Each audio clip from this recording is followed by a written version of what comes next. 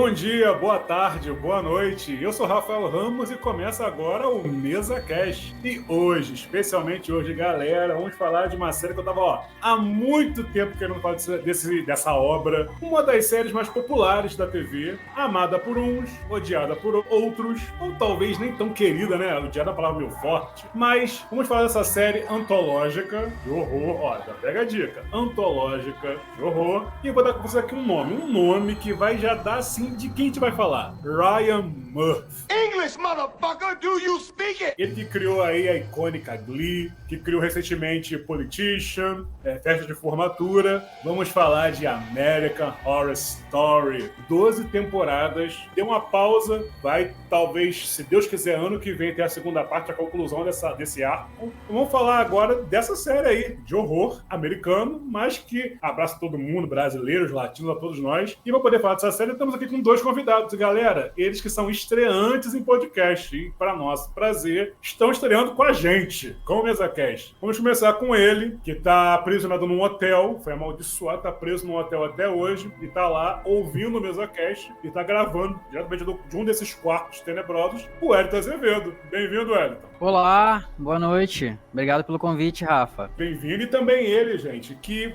fez ali o teste das 7 maravilhas para conseguir ser o supremo de um Coven, mas o máximo que ele conseguiu foi ter o poder de descobrir quantas calorias tem numa coxinha. Palmas para ele que é o administrador da página American Horror Story Brasil, Felipe Redivo. Bem-vindo, Felipe. Obrigado, Rafael. Gente, eu amo que você falou de descobrir quantas calorias tem numa coxinha. Eu nem coxinha como, porque sou vegetariano. Gente, muito obrigado. Primeira vez que eu tô aí no podcast. É isso, né? Vamos tentar destrinchar aí essa série que há mais de uma década. Tadinho. Você falou que tem gente que odiar uma palavra forte, mas o fandom de American Horror Story tende a ser bem forte. Então, assim, nesse caso, tem a galera que odeia mesmo. Tá tudo certo. A galera é muito intensa nas emoções. Bastante coisa. Como vocês conheceram American Horror Story? Wellington, como essa série chegou na tua vida? Cara, então, eu era fã de Glee, eu sou fã de musicais, sempre gostei, Grease, enfim, o Mágico de Oz, eu sempre gostei muito desses filmes musicais, e quando eu soube que ia ter uma série de TV musical, eu fiquei assim, dá pra fazer isso? Tem como isso? E aquele comercial que passava na Fox, da Rachel e do Finn lá, cantando Grease, eu fiquei, essa pessoa fez pra mim. E aí eu descobri que era o cara que tinha feito Popular, né, Popularidade, né, que é uma série que passava no SBT, que eu adorava quando era adolescente e tal. E aí eu fiquei fã de Glee, e fui acompanhando as coisas que o Ryan Murphy fazia. Quando eu soube que ele ia fazer uma série de terror, eu fiquei doido. E aí eu falei, cara, isso vai ser muito legal. E aí eu já comecei a assistir a partir dali. E eu fiquei fã porque era uma coisa muito diferente do que tinha na TV, muito, não sei, perversa, sabe? Tinha um tipo de terror muito fora da caixinha mesmo. Tinha umas coisas que você falava, isso tá passando na TV, assim, não é na HBO, sabe, na FX e tal, que já é um canal um pouco mais, tem essa coisa mais violenta e tal, né, mais adulta e tal, mas mesmo assim, eu fiquei muito fisgado pela série, e aí fui acompanhando, me apaixonei pelo elenco e nunca mais parei de ver. E você, Felipe, já deu pra perceber que você é um fã apaixonado também, porque você criou a página dedicada à série. Errou! Eu não queria falar isso, gente. Eu não sou o único participante da página, não. Inclusive, nem foi eu que criei, não. Foi o Gustavo, que é um amigo meu que trabalha comigo lá na página. E a gente administra assim junto. Hoje em dia, a equipe tá um pouquinho menor, mas de qualquer forma, assim, parte de YouTube, de qualquer forma, sempre foi eu que fiz. Então, foi mais ou menos uma história muito parecida com a do Wellington também. Tipo, eu era muito fã de Glee.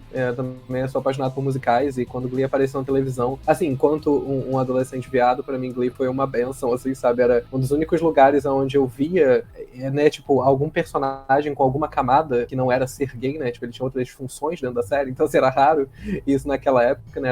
Era difícil a gente ver um personagem minoritário com camada, e a gente, pelo menos assim, pra minha geração, acho que foi muito importante Glee.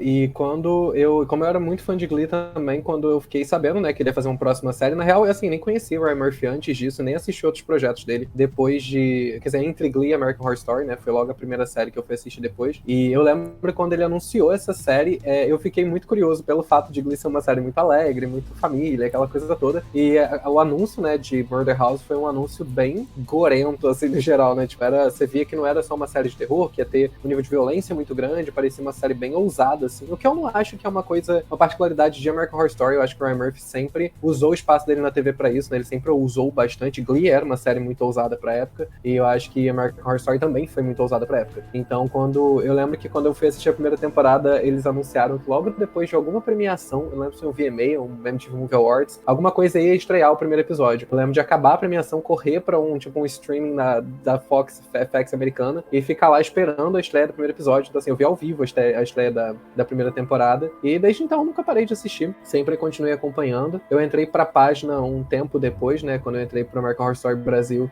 a gente já tava assim caminhando pra quinta temporada, se não me engano, então teve um período assim entre eu começar a ser fã e eu começar a falar disso na internet, mas aí depois que eu comecei, não parei mais também.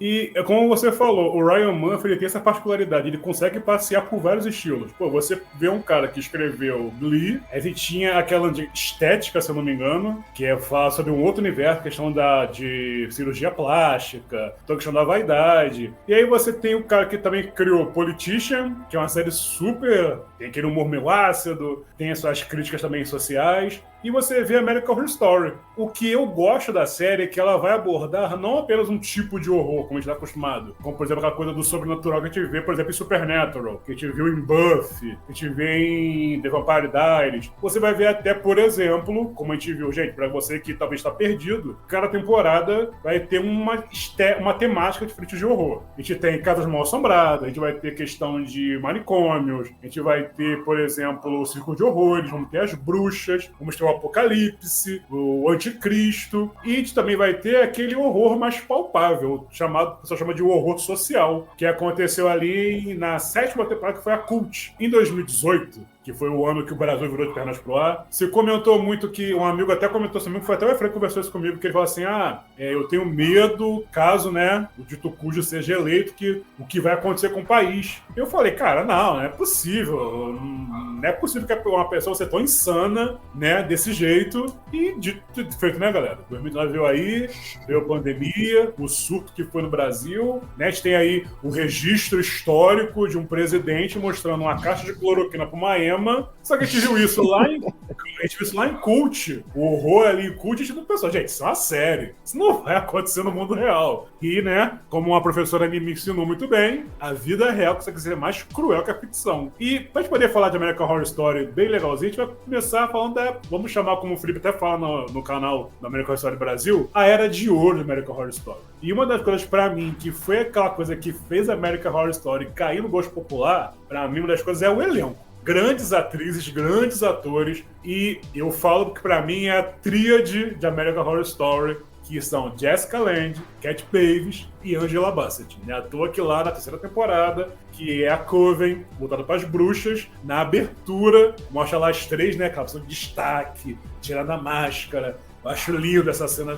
Foi na abertura, acho que foi num dos teasers que eles lançaram. Eu queria saber de vocês, o que vocês acham dessa questão do elenco de American Horror Story, do roteiro, o que fez vocês gostarem tanto da série? Então, na verdade, uma coisa até que eu queria puxar do que você estava falando, eu acho que um dos pontos principais de American Horror Story que pra mim conecta boa parte das temporadas, e não só as temporadas, mas conecta, acho que muito o mundo do Ryan Murphy. O Ryan Murphy, pra mim, ele é muito, eu sempre falo que ele é muito a Lady Gaga da TV, assim, ele é o rei dos outcasts, sabe? Tudo que ele faz, ele tenta, de alguma forma, colocar em destaque algum grupo que em algum momento foi escorraçado, sabe?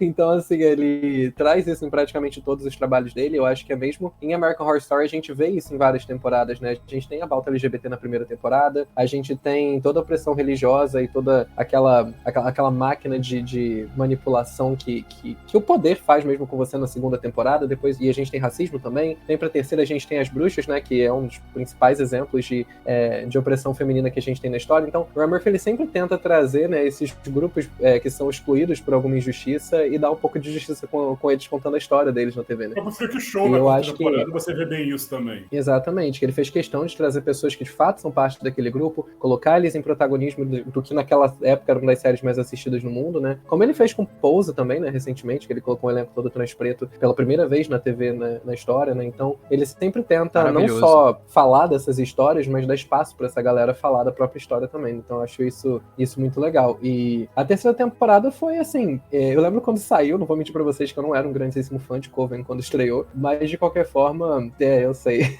Eu já tava recebendo olhares aqui. Eu amo Coven. Não, eu hoje em dia mais gosto. Mais ou menos, não era minha favorita, mas tem o seu valor. Não, mas eu acho que Coven, assim, foi muito o ápice de American Horror Story em muitos sentidos, porque eu acho que foi um momento que a série se solidificou demais, né? Porque Asylum foi aquele mega hit de premiações, eu acho que só naquela mesma noite eles receberam cerca de 14 ou 15 indicações ao Emmy, então, assim, foi um mega momento para American Horror Story. E Coven veio logo depois, não só veio depois desse gigantesco momento que foi Asylum, que até hoje é a temporada mais bem avaliada pela crítica da série, né? Como eles trouxeram o maior elenco que a American Horror Story já teve, né? A gente teve Dennis O'Hare, a gente teve Angela Bassett, Kathy Bates, a gente teve Jessica Lange, a Sarah Paulson já tinha se consagrado como um nome grande também, o Evan Peters, a gente teve participação da Stevie Nicks, da Pamela Paul, então assim, foi um mega momento de American Horror Story, né? E por mais que na época eu não tenha sido o maior fã, hoje em dia a gente olha pra temporada e foi icônica, sabe? Tipo, eu acho que esteticamente é a temporada mais lembrada, de memes é a temporada mais lembrada, e foi a temporada que mais a crítica olhou, né? Porque tava no maior momento da série. Sobre o elenco, né, que você disse? Isso. Cara, o elenco pra mim é um dos grandes pilares. Isso também foi uma coisa que me chamou muita atenção quando eu comecei a assistir, que era essa coisa de a cada temporada o elenco volta interpretando personagens diferentes. Foi também uma das primeiras vezes que eu vi uma série daquela época ali fazendo uma coisa desse tipo. Eu fiquei muito curioso. Falei, como é que isso vai funcionar? Como é que eu vou olhar pra esse ator e não lembrar daquele personagem da temporada passada? E eles sempre conseguiam me fazer embarcar de novo numa nova história, num terror diferente, num personagem com histórias. E o elenco é realmente muito bom, cara. Eu gosto muito do Evan Peters, a Sarah Paulson, cara. A Sarah Paulson é tudo, cara. Pra mim, você disse que a tríade realmente são essas damas do cinema, né? A Jessica Lange, a Kathy Bates e a Angela Bassett, mas pra mim tem essa tríade de American Horror Story ali, raiz, que são esses três, que até acho que é uma coisa que o próprio Felipe fala também no canal dele, que é como a Sarah Paulson e o Evan Peters também, junto com a Jessica Lange, são uns pilares, assim, muito fortes dessa era de ouro de American Horror Story. E todo o elenco que vem em volta, todo o elenco de apoio, a Lily Rabe também, cara, nossa, entregou demais em várias temporadas, e várias adições também que vem, você tem a própria Angelica Ross também, que vem lá na frente, ela vem, se eu não me engano, em 1984, né? Uhum. Eu adorei em Paul, eu falei, nossa, ela tá aqui, ela é protagonista, isso foi maravilhoso. A Emma Roberts, com todas as problemáticas da Emma Roberts, também tem personagens muito icônicos, como a Madison. Nossa, a Madison é a vadia que todo mundo ama. Pois é o que eu falo, é aquela bitch que eu odeio amar e amo odiar, né? Porque é aquela Regina George, aquela coisa bem... que é até um conceito um pouco ultrapassado hoje em dia, né? Você olha pra isso com um pouco mais com outra cabeça em 2023, mas ainda tem o seu apelo, ainda tem essa coisa camp, né? Essa coisa desse humor, essa coisa de você rir de uma coisa que é meio ridícula e sabe que é ridícula. Acho que é isso, cara. O elenco pra mim é uma parte fundamental do apelo de American Horror Story, assim como as histórias também. Eu ia falar que tem uma coisa em relação também ao elenco que eu acho que às vezes a gente esquece, porque agora a gente se acostumou, mas é uma coisa que Hollywood, no geral, a academia gosta muito, que é quando você pega uma pessoa extremamente consagrada e você coloca ela pra fazer uma coisa inimaginável em tela, sabe? Como foi o caso da Meryl Streep fazendo Mamma Mia, sabe? Enfim, eu acho que quando você teve esse elenco sendo trazido, por exemplo, Jessica Lange sendo anunciado na primeira temporada, e você tinha essa temática, né? Você tinha um cara remontando uma criança despedaçada, sabe? Um bebê meio bicho comendo peito de uma mulher, tipo, isso era muito pesado, sabe? E a gente tinha essa história sendo levada muito a sério ali no meio, várias histórias reais sendo compiladas ali no meio, e você tinha, tipo, uma dama de Hollywood, Jessica Lange, se eu não me engano, é a 6ª ou a 5ª pessoa com maior quantidade de indicações ao Oscar na história, então, assim, é uma pessoa extremamente respeitada, e ela no meio de uma produção que é de um gênero que é famoso por não trazer pessoas famosas, né? Quando você pega a história do terror, e a gente teve muito recentemente, Pânico foi uma das primeiras franquias a, de fato, ter pessoas grandes no elenco, né? Que antes era aquele caminho, eu sou muito aleatório, eu faço um filme de terror, e aí eu me torno alguém conhecido porque aquele filme se tornou um hit. Então, Pânico quebrou isso, trazendo a galera famosa pra fazer terror. Mas a Jessica Lange nesse elenco, e depois a gente tem Kathy Bates, a gente tem Angela Bassett, várias pessoas que faziam, né, filmes assim, que eram muito respeitados, e depois ali num elenco de uma série que é de um gênero que normalmente não é muito respeitado, mas conseguindo esse respeito, sabe? Então, também teve essa quebra muito grande no como esses atores foram utilizados, né? Que na época isso aí era impensável. E é interessante quando anuncia o elenco de American Horror Story, você fica, caramba, pô, a própria Jessica Lange, ela tava um tempo sumida, a Kathy Bates, então, Angela Bassett, você vê essa tríade, pegando papéis super importantes na série, o quanto elas cresceram. A Tássia Farmiga, cara, até hoje a gente lembra lá do casal que ela fez com o Evan Peters na primeira temporada. temporada. Um casal super problemático e, assim, um amor dos fãs, esses dois. Sim. Que Envelheceu tentou mal voltar pra ali, cacete. que tentaram repetir a dobradinha ali em Coven, mas pra mim Não, rolou tentaram muito trazer de parceria. volta em Apocalipse, foi só o caos, só pioraram a Nossa, em situação 70 vezes. Apocalipse. Era Tipo melhor assim, ter gente, a deixado gente como fez- tava, cara. A gente fez merda no passado, tá tudo bem, não vamos fazer de novo, vamos deixar lá. Tá, todo mundo já esqueceu, tá tudo certo. A gente já fez um pacto entre os fãs que a gente não fala sobre isso. Não vai trazer a pauta de novo.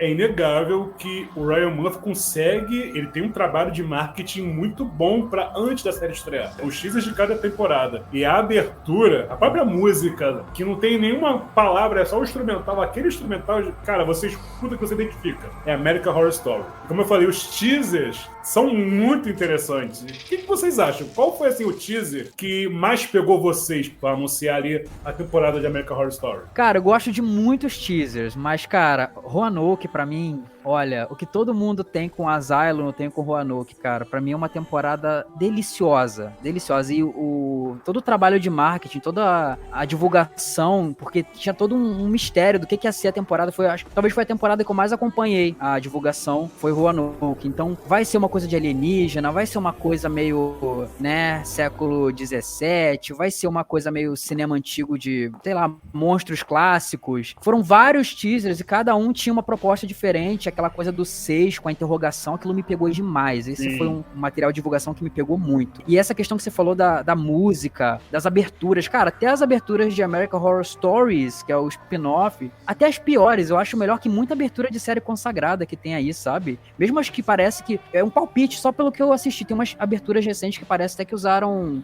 IA, mesmo assim eu gosto. É um trabalho que você vê que até, cara, pra mim até a escolha da fonte é uma coisa, assim, básica. A fonte de American Horror Story, de como é escrito, aquele O com aquele tracinho embaixo, é muito característico. Você vê, você bate o olho e você sabe que é American Horror Story. E a fonte parece que já te assusta. É maravilhoso. Eu lembro que na época de Asylum, a própria abertura, porque assim, eu vi American Horror Story na casa de mamãe. E minha mãe é aquelas mães tradicionais, né? Não quero isso na minha casa! E aí eu fui querer ver American Horror Story, maratonar na casa da minha mãe. Depois dizem que eu sou burro. Quando começou a abertura de Asylum, que é aquelas imagens bem tenebrosas, ela começou, Rafael, eu não quero isso na minha casa, Rafael. Quando você tiver a sua casa, você vê essas coisas. Na minha casa eu não quero. Beijo, mãe. Mas eu acho que a parte, assim, gráfica de American Horror Story é muito uma série à parte. Eu acho que eles demoraram um tempo pra perceber isso, assim. Eu sinto que eles se dedicaram muito em fazer isso nas primeiras temporadas e, tipo, a estética de Murder House é extremamente icônica, né? Aquela coisa do vermelho com látex e tal. Aquilo ali ficou muito marcado em American Horror Story. Muito também pelo fato de que não era comum e essa dedicação toda em fazer algo tão icônico na televisão naquela época, até porque não se tinha muitos programas, então não precisava se fazer tanto pra ser icônico, né? Você já era uma das poucas coisas na grade. Mas eu acho que o Ryan Murphy, ele sempre teve essa pegada meio drag, meio camp, sabe? Ele sempre quis usar o espaço dele pra fazer uma coisa que a galera fosse comentar muito, que a galera fosse falar muito. Por mais que eu sei que ele já cagou muito trabalho, eu realmente acho o Ryan Murphy um cara com um talento bizarro pra hitar na televisão, sabe? Mesmo que ele vá dar um hit de uma temporada, alguma vai hitar. Raramente ele faz alguma coisa que as pessoas não comentem, sabe? E eu acho que ele tinha essa ideia. Ele falou, cara, eu vou fazer uma série de terror, eu vou fazer a parada mais camp que existe em terror e vai ser muito maneiro. E aí, quando foi a segunda temporada, a terceira, que ainda tinha essa preocupação, assim, muito grande em fazer os teasers com o elenco, né, que foi uma coisa que se perdeu depois desse American Horror Story, a gente depois tirou o elenco dos teasers, né, então quando tinha esse momento de ter o elenco, eu sinto que havia um apelo muito maior em vamos revelar o elenco do que a gente vai tanto focar na parte estética, né, quando a gente foi chegando, por exemplo, ele falou, o Elton falou de Roanoke, né, que eu também acho que foi o melhor trabalho de divulgação que eles fizeram até hoje, eu acho que foi muito um momento que eles perceberam, tipo, o que eles tinham na mão, sabe, eles falaram, cara, a gente tem uma série, que ninguém sabe o que vai acontecer, que ninguém sabe quem vai estar, ninguém sabe a temática, tipo, pô, vamos brincar com isso, sabe? Esse é o grande trunfo de American Horror Story. Na minha opinião, é tipo uma série ter conseguido se consagrar do tamanho que ficou, não tendo uma história linear, sabe? Isso é uma coisa que não acontece na televisão. Então, assim, o fato de que eles têm esse trunfo de toda temporada, todo ano, você conseguir zerar completamente seu público e entregar uma coisa completamente nova, é uma coisa que não é comum da gente ver. Eu acho que o Roanoke foi quando eles fizeram o melhor uso disso. Eles falaram, cara, vamos soltar 30 teasers diferentes, não vamos contar sobre o que é, não vamos contar quem vai estar, e a gente vai vai usar justamente essa dinâmica que, pô, só a gente tem na televisão agora pra aquecer essa galera, sabe? Então, pra mim, questão de trabalho e divulgação, acho que o Roanoke foi um masterclass, assim, pra mim, nesse sentido. E foi quando eles, inclusive, pararam de usar os teasers com atores, né? Tipo, o Hotel foi o último, e eles só retornaram com isso agora em Delicate. Ninguém tava esperando que em Delicate a gente tivesse um teaser com os atores, né? E eles voltaram a fazer só agora. Então foi esse ato aí da 5ª até a 12ª temporada, sem mostrar o elenco. O que eu achei que, inclusive, depois de Roanoke, eles poderiam ter voltado, mas enfim, desistiram, né? Fazer o quê? Foi uma temporada bem experimental, né? A gente viu ali naquela cadência. Primeira temporada, vamos falar de Casa Mal Assombrada. A segunda temporada, vamos falar dos manicômios. A terceira, a gente vai falar das bruxas. A quarta, vamos falar dos freaks. A quinta, vamos abordar os hotéis. E a sexta foi aquela coisa meio experimental. Vai ser uma história dentro da história. E aí você acaba tendo meio que elemento de temporadas passadas. Você vai tocar um pouco sobre a questão da Suprema, que teve em Coven. Você vai ver aquela personagem, a Lana Banana, voltando para entrevistar lá uma personagem. Fora o elenco, gente. Pô, Cuba Gooding Jr. participou da série. Vai ter uma escalação bem grande de atores. Pô, Cuba Gooding Jr. Já teve o Macaulay Culkin, que, né, retornou das cinzas. Delicate tem uma grande surpresa, que pra mim, eu mordi minha língua em Delicate, que foi a Kim Kardashian. É uma personagem que ela faria na vida aqui na vida real. Mas ela consegue passar um cinismo naquela personagem. Ela tem uma coisa meio sombria. Será que ela é de confiança ou não? Que personagem é essa? Mas assim, falando de Roanoke pontualmente, pra mim ela, apesar de eu não ser um grande fã de Roanoke, mas eu também, assim, onde o Ryan mais experimentou. Essa coisa de você pegar, meio que fazer um documentary dentro de American Horror Story. Eu queria saber a opinião de vocês também mais sobre essa peculiaridade que o Ryan Murphy traz em cada temporada. Então, sobre Roanoke, cara, eu acho que tava muito naquela pegada, como você falou, de mockumentary, de found footage, de atividade paranormal tava reacendendo esse subgênero do terror e tal. E isso tava meio que no zeitgeist, assim, na cabeça de todo mundo. E ele veio com essa temporada trazer essa coisa que... É difícil você falar sem dar spoiler do que acontece na temporada, mas é uma temporada muito subversiva. Ele traz umas coisas de, tipo assim, você acha que você sabe o que você tá vendo? Olha de novo. Não é isso que você tá pensando. Cara, eu fiquei completamente apaixonado pelo que ele fez comigo ali. O jeito que ele puxou meu tapete, o jeito que ele me enganou. E o tanto de gore que essa temporada tem é absurdo, cara. A The Butcher, que a Cat Bates faz, e depois Cara, esqueci o nome dela. Eu amo ela, que faz a Balenciaga. Como é que é o nome dela, gente? Frances Conroy, sim, maravilhosa, maravilhosa. Adoro ela também em Six Feet Under. Essa personagem me botava um medo que há muito tempo eu não sentia com American Horror Story. Era uma coisa não só daquela coisa do pornô de tortura que você tem em filmes tipo Jogos Mortais, O Albergue e tal. Eu não gosto muito disso, isso não me atrai muito. Mas era de um jeito, mexia com o seu psicológico de um jeito tão, tipo assim, esses personagens, não sei se pode falar palavrão aqui, mas eles estão ferrados. Cara, pra mim, eu adorei como ele, sabe, ele brinca, ele traz a coisa meio, uma coisa de mockumentary. Eu falo, cara, o que tá acontecendo aqui, sabe? E aí você, é o que você falou, você não sabia o que esperar da temporada pelos teasers, pelo material promocional, e aí durante a série você também não sabia o que esperar, porque ele continuou subvertendo todas as suas expectativas. Eu adorei isso na temporada, é muita metalinguagem, eu sou muito fã desse tipo de coisa. Eu acho que American Horror Story tem muito essa... o que eu gosto em Roanoke especificamente, tipo, teve o lado de que eu achei, assim, eu gosto muito de fan footage, então pra mim, foda-se, sabe? Eu vou gostar de qualquer jeito, eu não vou ter muito critério nesse sentido. Mas ainda assim, eu acho que Roanoke foi aonde eu senti que a galera mais entendeu o que era American Horror Story, sabe? Mais entendeu o que eles tinham na mão. Tipo, a gente teve essa mudança de temática nas últimas temporadas e a gente chegou num ponto que a gente já tinha explorado muita coisa do terror, sabe? A gente já tinha explorado manicômio, espírito, ET, vampiro, zumbi de alguma forma, sabe?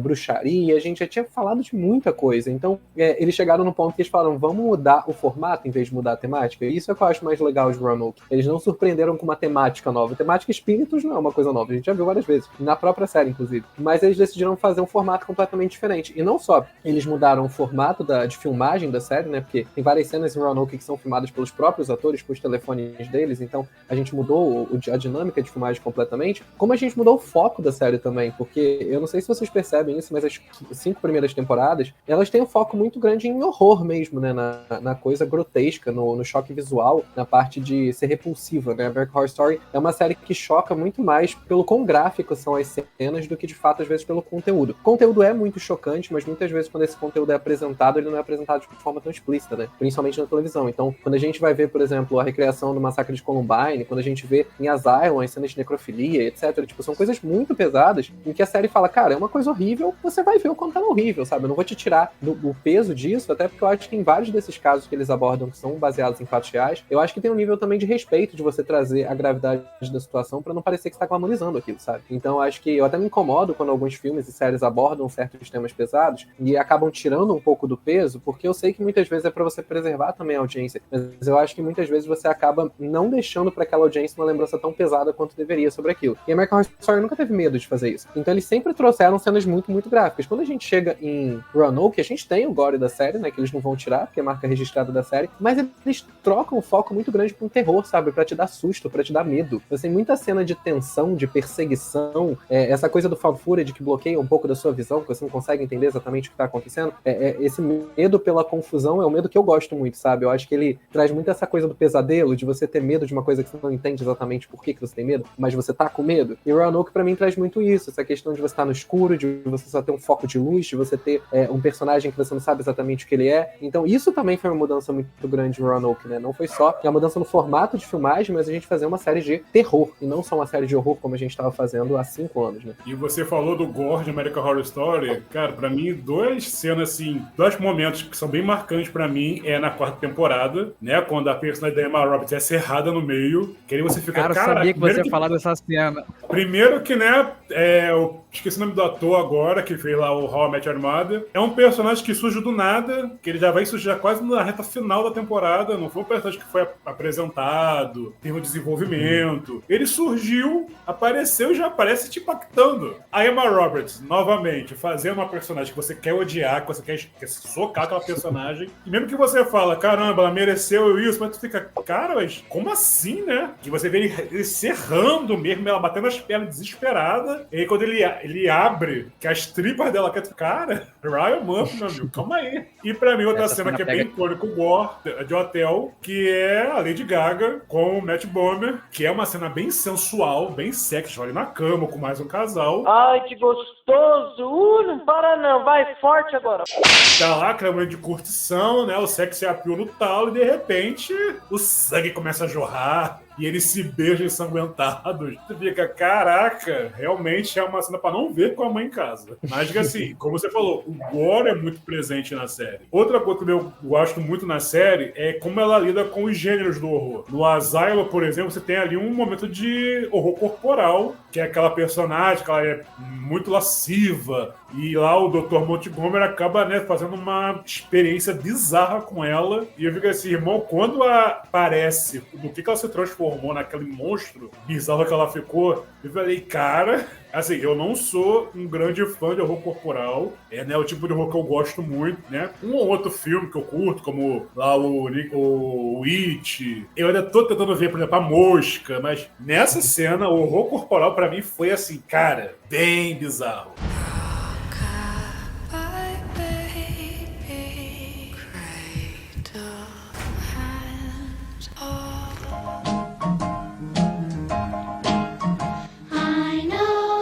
A gente falou aqui de cenas marcantes. Ué, qual é a tua cena marcante da série? Cara, deixa eu pensar. São muitas cenas e às vezes não vem, tipo, de primeira na cabeça, não vem da minha temporada preferida, que já revelei aqui que é Roanoke, né? Mas assim, muito perto de Asylum. Não me matem, fãs de American Horror Story. Mas acho que uma das cenas mais chocantes pra mim é em Murder House, na primeira temporada, que é o massacre na escola, que o Felipe falou. Realmente me pegou demais, assim, porque isso é uma coisa interessante que ele trouxe, que é essa coisa dos crimes reais, realmente, que é American Horror Story... E essa coisa de escola é muito presente no imaginário dos Estados Unidos, né? Sim, na cultura deles, nessa cultura armamentista que eles têm lá, essa coisa de acesso fácil a armas e tal, e todas essas tragédias que acontecem.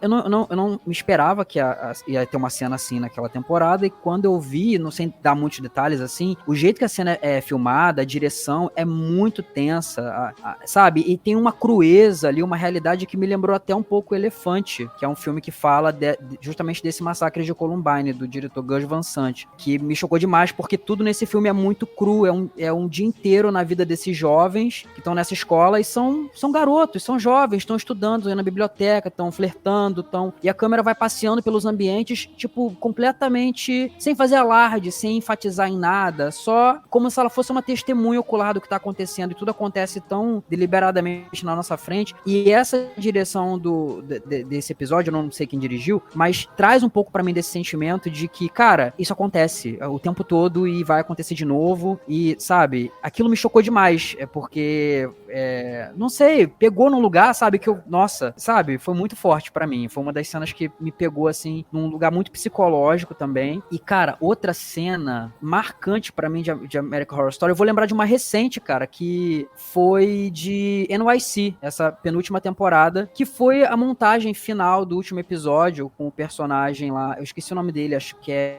enfim, o personagem final lá, toda a montagem que acontece com ele e a população morrendo de AIDS, os amigos dele indo embora e toda aquela coisa, e tem uma música por trás, é uma cena longuíssima e se estende, e eu fiquei muito pensativo, ela deixa você refletindo muito e pensando, cara, o Ryan nessa temporada, foi como eu interpretei que o Ryan nessa temporada quis trazer esse horror, que é o horror da comunidade LGBT, que é o horror que rolou nos anos 80, que é o horror de você estar à mercê de uma doença e a sua comunidade, todo mundo morrendo e ninguém ligando, ninguém se importa com essas vidas, não importam, sabe? Todo mundo morrendo, aquilo foi uma coisa que pegou pra mim muito, cara, eu tenho muita sorte de estar vivendo na época que eu vivo, de ter toda essa galera que veio antes, que morreu, que lutou por mim. Acho que o Ryan quis dar essa lição, sabe? Quis trazer essa coisa mais consciente. Foi um horror muito mais palpável pra mim. Foi uma temporada que, surpreendentemente, eu comecei não gostando tanto e do meio pro final eu gostei muito. Eu acho que quando eu penso, assim, em American Horror Story, uma coisa que é interessante também de falar é que o Ryan, quando ele planejou American Horror Story, né, ele já falou isso em entrevista também, que o objetivo dele era justamente esse, né? Ele queria vários acontecimentos reais nos Estados Unidos, né, principalmente, por isso que o nome da série é American Horror Story, e ele queria fazer, tipo, o grandíssimo ultimate história de terror que já fosse feita sobre o país no qual ele cresceu, que é um país que, né, tem muitas histórias horrorosas, ficaram bem famosas. Então, assim, ele até falou isso já numa entrevista, que ele nem precisaria se dar tanto ao trabalho de roteirizar uma série tão pesada, porque a história da humanidade já tinha feito isso por ele, né? Então ele até hoje usa bastante desses horrores aí que a gente já viu. Eu acho que isso, inclusive, é uma das coisas que torna várias das cenas ainda mais pesadas, porque a gente sabe que elas não só são inspiradas no caso real, mas em situações recorrentes, né? Quando você falou, assim, de situações que foram marcantes, cenas marcantes em American Horror Story, é engraçado porque a gente fala de uma série de horror, a gente fala de uma série de gore, mas acontece isso, por exemplo, que o Elton falou agora, de uma cena que é muito marcante, não necessariamente ser uma cena de gore, porque eu acho que a American Horror Story tem esse cuidado muito grande, tipo, a gente tem o gore como um auxiliar pra gente contar uma história horrível, mas a gente não necessariamente vai fazer dele o ponto principal da nossa história, sabe? Então eu acho que tem vários momentos em que o gore ele tá ali, mas nem de longe ele é o pilar principal do que a gente tá vendo. Diferente de, por exemplo, alguns outros filmes, como ele citou, que usam, né, da violência gratuita unicamente pra ser a única coisa que você vai lembrar daquela produção. E eu acho que duas cenas, assim, que eu me lembro que me chocaram muito e que eu acho que são muito a cara de American Horror Story, que mostram por que essa série teve uma importância muito grande, tem até hoje. Uma delas eu lembro que em Asylum, essa cena me deixou muito chocado, principalmente pela quantidade de indicação que essa temporada recebeu nos Estados Unidos, né? Que é a cena que o Dr. Arden, ele maquia a estátua de Maria, né? Como uma mulher vulgar, assim, entre muitas aspas, né? Com uma maquiagem forte, mas enfim, ela é passada dos anos 60. E aí ele quebra essa imagem, né? Xingando ela de vadia por conta da Mary Eunice, que é aquela mulher por quem ele era apaixonado, que era uma freira, imaculada, etc., tá se tornando alguém vulgar. Então ele culpa, né, a influência de Maria, que seria essa representação das mulheres, grandes pecadores, etc. E eu acho que foi uma cena muito forte, assim, que eu lembro que me marcou muito. Não, primeiro porque ela teve um contexto muito grande dentro da temporada. Eu acho que muitas vezes também as pessoas atacam coisas gratuitamente, sem necessariamente ter um contexto. Dr. Arden tem uma raiva muito reprimida para fazer aquilo ali, né? Ele é uma pessoa claramente muito problemática. E eu acho que também tem um impacto muito grande disso tá numa série do tamanho que a Asylum era naquele momento, né? Que American Horror Story era naquele momento. Porque não é questão de ataque ao cristianismo necessariamente, mas é questão de lembrar a população americana que a TV não é cristã, sabe? Que as produções artísticas, elas não têm que seguir uma vertente de pensamento. Elas são produções artísticas e às vezes elas vão te incomodar. No final das contas, a arte tá aí pra isso, né? Então, eu acho que quando a American Horror Story fez isso no horário nobre, sabe? Numa rede de TV que até era paga, mas ainda assim era muito assistida, e uma população que tudo que sai um pouco dos ideais cristãos e dos pensamentos cristãos, dos cristãos lá nos Estados Unidos, gera uma polêmica muito grande, né? A gente tem várias e várias produções que são tiradas do ar, ou que têm cenas censuradas unicamente porque contrariam algum ideal cristão. Então a gente mostrar para a população, né, através de uma produção artística, que você tem o direito de ter sua religião, você tem o direito de ver as coisas dessa forma, mas a televisão é para todo mundo, sabe? A arte é para todo mundo, e ela é muito mais um expurgo de quem criou aquele projeto do que uma necessidade de agradar alguma parte da audiência, sabe? Então, para mim, esse momento de Asylum, que ele quebra essa estátua, foi muito emblemático para a televisão americana. Eu acho que foi um momento que tinha tudo para colocar American Horror Story num lugar marginalizado, e foi o ano com o maior número de indicações que a série já teve nas grandes premiações, então achei que isso foi uma revolução muito interessante. E eu acho que uma outra cena que eu lembro muito, que essa é uma cena de gore, mas que eu acho ela genial, e foi um dos pouquíssimos pontos altos para mim dessa temporada, que foi em Hotel, também a cena em que a Sally conta a história dela, né, de como que ela morreu, e que ela era apaixonada por esse casal, e aí eles estão transando e etc, e ela decide que uma forma dela se unir a eles é costurar o próprio corpo dela no corpo dos dois, e é uma cena meio poética de uma certa forma, porque a Sally vê isso de uma forma muito romântica, mas é claramente uma coisa horrível de assistir, e acaba que os dois morrem costurados a ela não consegue se levantar, e por isso ela morre também, né? Então eu acho que esse momento, assim, foi tão grotesco, sabe, tão inesperado numa temporada que até tava com alguns momentos mais suaves, assim, que eu fiquei realmente muito chocado quando isso aconteceu.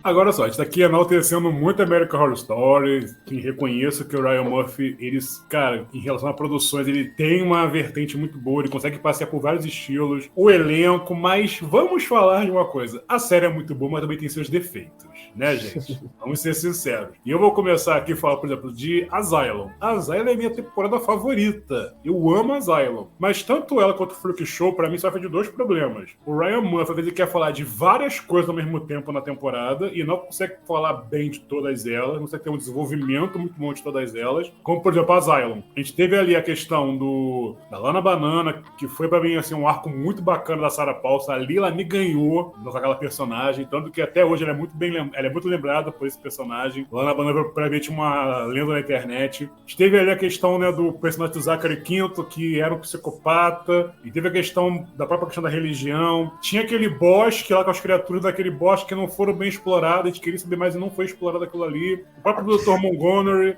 que era um cara meio nazista, e pouco foi explorado isso pra mim também. A própria Freira Demoníaca, que pra mim ela teve um final tão anticlimático. Poxa, tinha tudo pra ser a grande vilã da temporada. A Freira Demoníaca, ela morre de maneira tão estúpida. E pra mim o grande problema foi, cara, ele enfiou ET no meio da parada. E eu falei, Ryan, mas pra que, parceiro? Pra que colocar ET?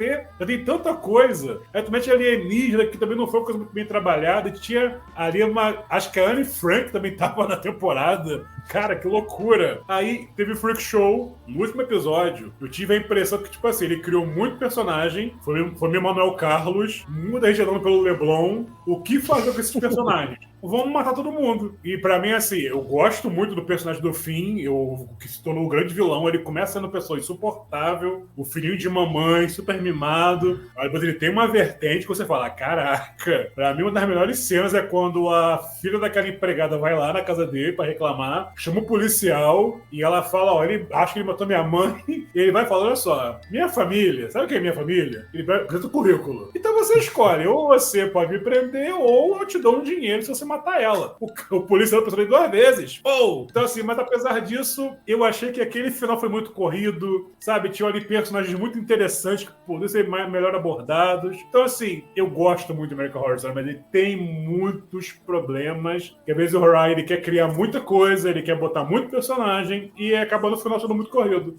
Sempre tem uma coisa ou outra que a gente não gosta, né? Porque o Ryan, como você falou, ele quer abordar 50 temas diferentes. Tem temporada que tem vários tipos de horror diferentes dentro de uma temporada, né? E nem sempre tudo funciona. funciona. Isso é uma coisa que acontece. Esse é justamente a minha pedra no sapato com Asylum, que o mundo ama Asylum, o fandom ama Asylum, as premiações amam, enfim, é uma série, uma temporada fantástica, sensacional, realmente foi o auge, assim, foi quando a gente tinha todos os holofotes virados pra série e tal, enfim. Mas pra mim tem tramas ali que funcionam, como você falou, outras que não funcionam. A questão das criaturas da floresta eu acho mal resolvidas. A questão dos ETs também achei que podia ser mais bem explorada. Inclusive eu esperei um callback, um amarrado disso na Double Feature, né? Eu esperei que fosse ter alguma coisa ali que fosse amarrar com essa coisa do Asylum. Eu falei, cara, eles tinham tudo pra fazer isso aqui, cara. Pois é, eu gosto. Eu sou um dos deviantes que gostam. Justamente eu gosto da parte dos ETs. É a parte que todo mundo odeia e eu gosto. Tem muitos problemas também, mas eu gosto. Mas aí, voltando a falar de Asylum, eu acho que a Jessica Lange tá no auge, assim, ela tá incrível. A cena da Lana Banana é das coisas mais inesperadas de American Horror Story. Eu falei, ela tá cantando uma música que é da Xuxa. Eu lembro de pensar isso, porque eu só conhecia o jogo da Rima, que era uma música que a Xuxa cantava. Eu não sabia que era uma regravação de uma música popular americana e tal. E eu fiquei, nossa, e aí foi muito gostoso aquilo ali, foi um respiro, né? Foi um devaneio dela ali, uma coisa louca ali, pra ela poder escapar daquela realidade. Eu gosto da Lily Rabe como o próprio Satanás, né? Que é uma coisa que a personagem, ela vai de 8 a 80, assim, eu achei essa transição, você vê ali que ela tem, né, range dramático nessa construção ali. Cara, tem muita coisa que eu gosto da questão racial também que fala, do personagem do Evan Peters com a esposa dele ali naquela época. Toda a trama da Sarah Paulson ali é muito recompensadora, você tem muitos payoffs, assim, você tem muita coisa que te dá isso, sabe? Momentos que você fica, yes. A cena que ela bota o rolo de fita na porta do carro e manda um dedo pra ele, foi maravilhosa também. Tem muita coisa legal nessa temporada.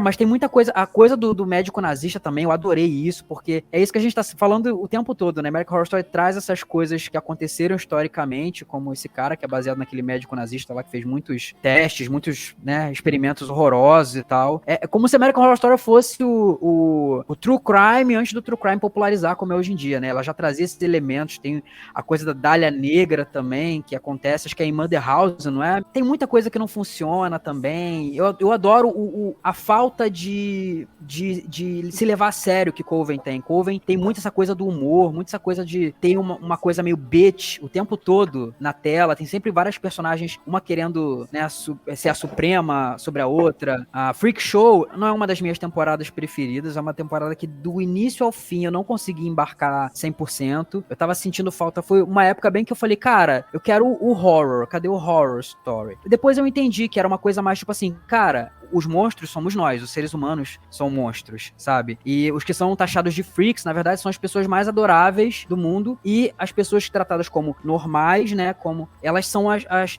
pessoas... Nossa, aquela cena da Mapetite, cara, nossa, aquilo cortou meu coração. Nossa, aquilo é terrível. Mas a coisa do palhaço é muito boa, mas eu não sei exatamente... Sabe quando você não sabe dizer o que realmente não te pega, mas alguma coisa... Eu acho que mataram ele muito rápido. Era um personagem que podia ter durado mais tempo. Pois é, tanto potencial, né, cara? Hotel, pra mim, é uma temporada que não funciona em quase nenhum nível também, não consegui. Olha que eu sou Little Monster, cara, eu sou fã da Lady Gaga, eu fiquei super empolgado quando ela entrou no elenco, falei, cara, tem tudo a ver, cara, porque The Fame Monster era um álbum de terror da Lady Gaga e agora ela tá em American Horror Story, tem tudo a ver, e aqui a cultura LGBT, cara, tá tudo em casa. Pra mim foi a junção perfeita, mas quando eu vi a temporada, eu só gostei da questão da backstory da personagem dela, quando conta a história prévia da personagem, achei muito legal isso. E quando tem o jantar dos assassinos, os serial killers lá, que eu achei aquilo uma viagem, muito legal. E meio que a história da construção do hotel dos anos passados e tal. Toda a história de vampiros ali eu não comprei, achei aquilo meio mal construído.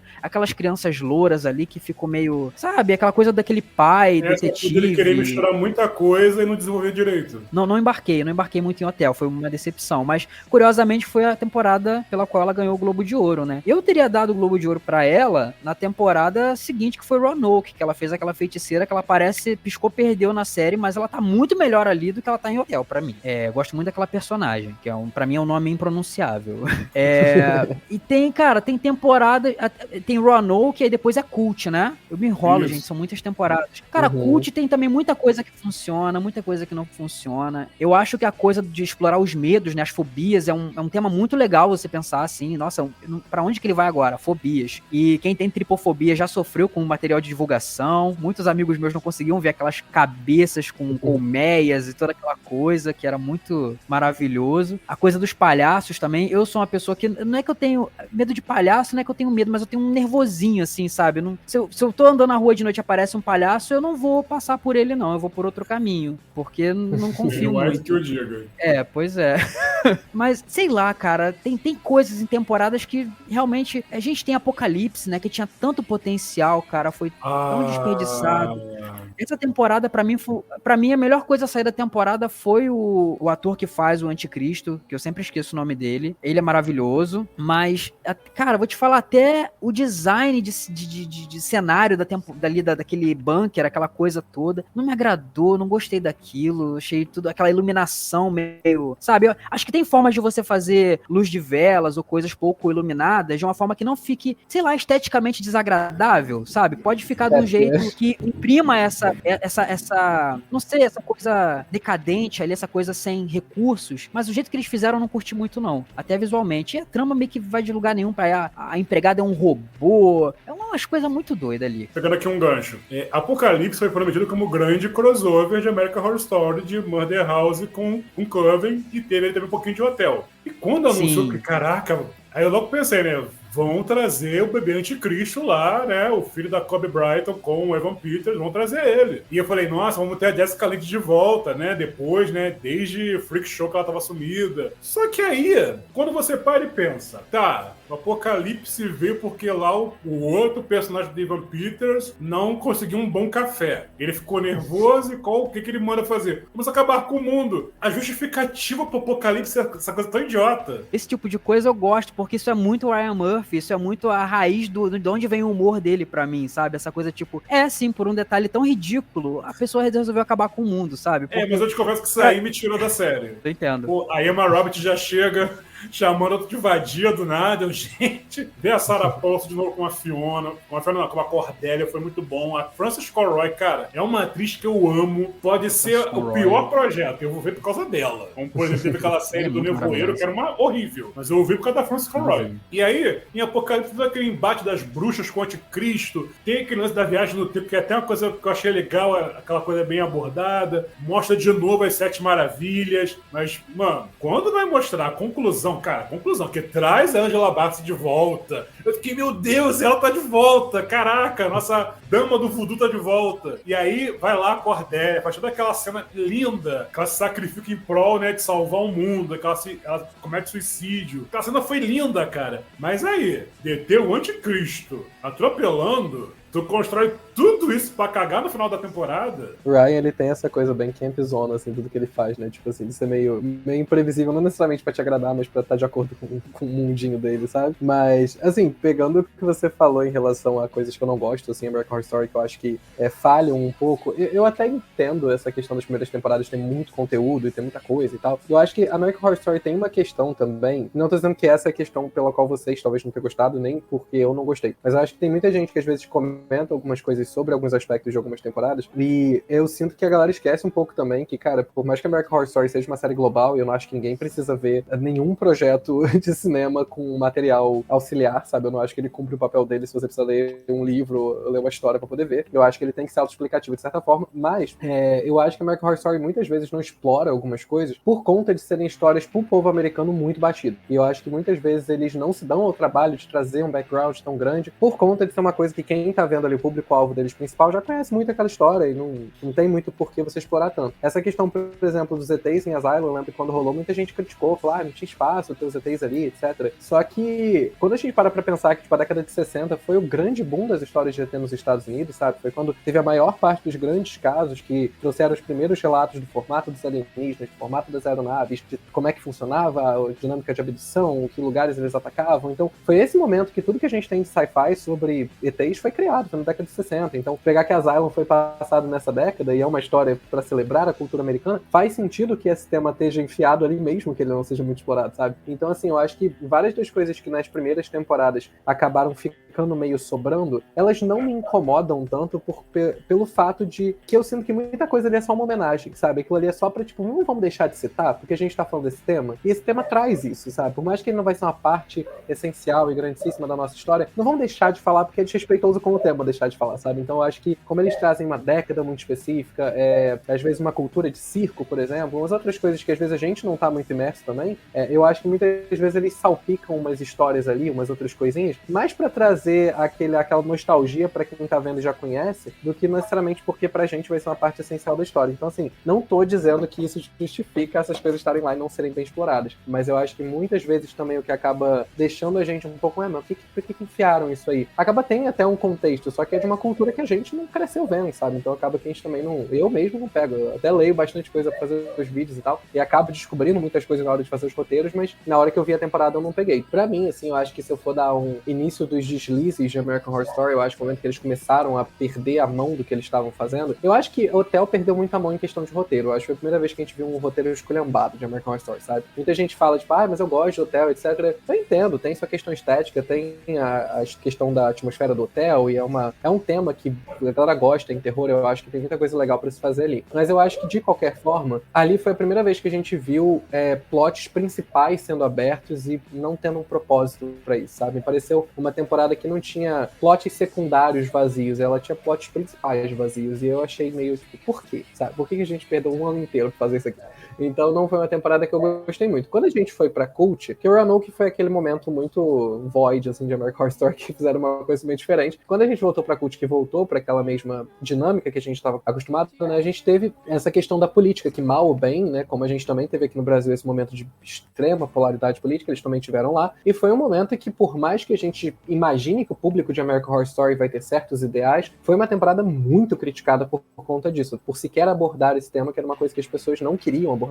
Então, depois que eles foram fazer Apocalipse, pra mim, Apocalipse foi tipo, vamos tentar juntar o que a galera mais ama pra poder ganhar essa galera de volta, sabe? E que ficou aquela temporada bagunçadíssima, né? Porque se vocês estão falando aí, já que a gente tem temporadas que são recheadíssimas de conteúdo, imagina uma que compila 2 delas, né? É muita coisa pra colocar ali.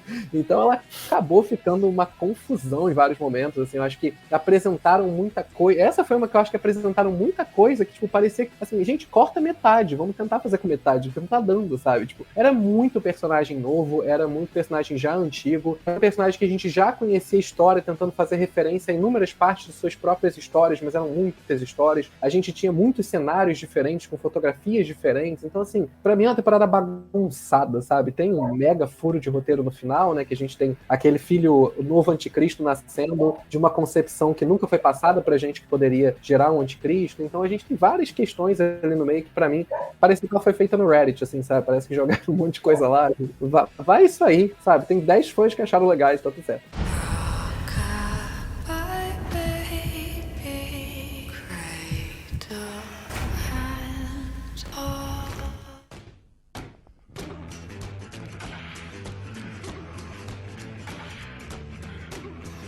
Quando a gente chega ali em 1984, e Double Feature, é onde eu começo a ter meus reais problemas com American Horror Story. Primeiro que 1984, pra mim, por mais que eu sei que tem muita gente que gosta, é uma temporada, pra mim ela entrega o que ela se propôs a entregar, mas o que ela se propôs a entregar bem pouco, então não vou também aplaudir muito não.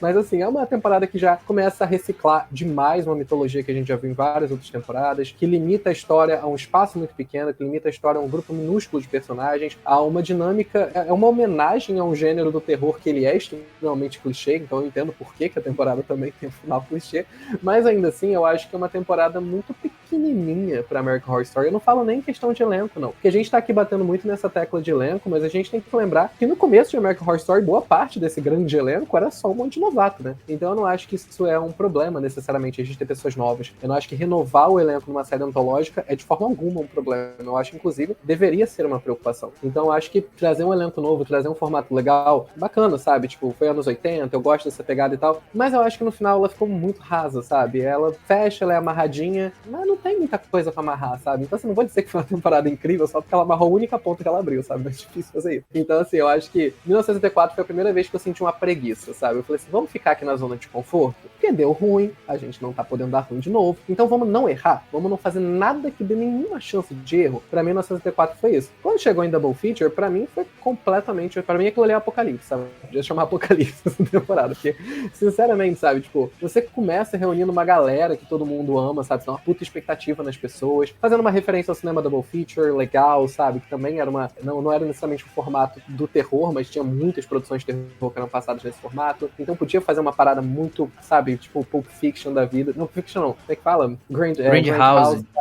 Que foi o projeto lá do Tarantino com o Rodrigues, sabe? Que teve essa mesma pegada de ser um cinema double feature, que é incrível, sabe? Que os dois se complementam em estéticas, etc. E a gente não teve isso, sabe? A gente teve uma primeira parte que em nada conversa com a segunda parte. A gente teve, né, uma primeira parte que começou num lugar muito obscuro, uma história pequena, sabe? Não precisava nem desenvolver tanto, que era metade da temporada. E eles conseguiram avacalhar muito o final daquela história, meio que jogando pro alto um monte de coisa que a gente começou a se importar no meio da temporada. Aí quando veio o Death Valley, pra mim aquilo ali é um caos, entendeu? Eu acho que... Eu até... Desculpa que o Elton gosta.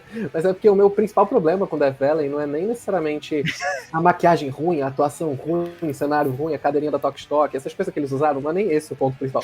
O ponto principal é que eu senti que eles simplesmente falaram, cara, da primeira parte pra essa, o nosso público passou de 25 anos pra 12. Eu senti que foi... Eles falaram, desistimos, vamos fazer malhação. Pra mim foi essa a ideia que eles tiveram, porque eles soltam umas coisas nessa parte da temporada que eu fiquei horrorizado, assim. Tem uma cena que eu sempre cito, que pra mim ela é o ápice do problema de Double Feature, e ela consegue resumir bem pra mim o problema dessa temporada, que é o momento em que aquela personagem da Leslie Grossman, ela chama a galera, né, eles estão isolados naquele treco de reprodução de bebê, que pra mim foi um dos piores cenários já construídos pro American Horror Story, tipo, deplorável aquele cenário, e aí eles juntam aquela galera, e ela vai fazer, tipo, uma grandíssima revelação. E aí essa revelação é que o pouso na lua foi falso. E eles separaram um momento da temporada pra falar, tipo, a teoria mais batida do mundo. Eu falei, cara, por que vocês criaram uma expectativa? Assim, coloca de easter egg, sabe? Deixa lá no fundo pra quem vê, viu, sabe? Porque é uma coisa tão básica de quem se interessa por teoria da conspiração, uma coisa tão básica de quem gosta de mistério, que gosta dos temas que a American Horror Story aborda, sabe? Porque é uma série que fala muito de teoria da conspiração. Então você